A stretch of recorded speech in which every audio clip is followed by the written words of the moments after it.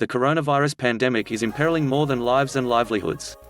It's also leading to lawsuits. Workers are suing companies. Businesses are suing insurers.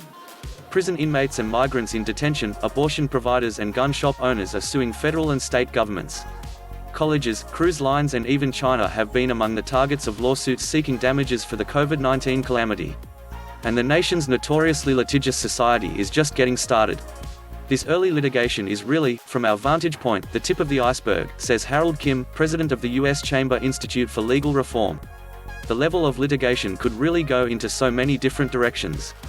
It's a topic trial lawyers don't want to harp on in the midst of the pandemic, when the U.S. death toll is mounting by more than 1,000 every 48 hours. But their list of real and potential victims is long, from frontline doctors and nurses, patients and victims, to employees and customers of businesses that must be open or should be closed. Then there are businesses that are losing millions of dollars, only to discover their insurance policies likely exclude pandemics.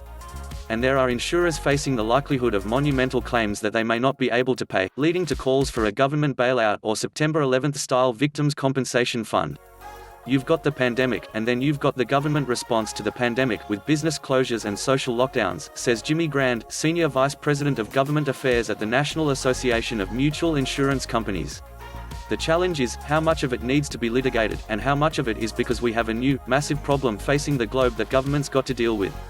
Among the most obvious targets for lawsuits will be the nation's hardest-hit nursing homes, many of which were caught by surprise as patients swiftly succumbed to the coronavirus. Another industry at huge risk, cruise lines on which passengers were trapped for days at sea, unable to disembark as the virus spread. More, centuries-old laws may shield the cruise industry from huge payouts in coronavirus suitsSecurities lawsuits are likely to be filed by shareholders claiming actions or omissions by Wall Street CEOs depressed their stock's value. Contract disputes over cancelled events are inevitable, leading to battles over the fine print of force majeure clauses intended to define unforeseeable circumstances. Even when the crisis lessens and businesses reopen, their protocols, from cleaning to social distancing, may be fodder for legal action. We're seeing a collision of old laws and frameworks for justice that will be colliding with all new facts, says Barb Dawson, a senior partner at Snell Wilmer who chairs the American Bar Association's section of litigation.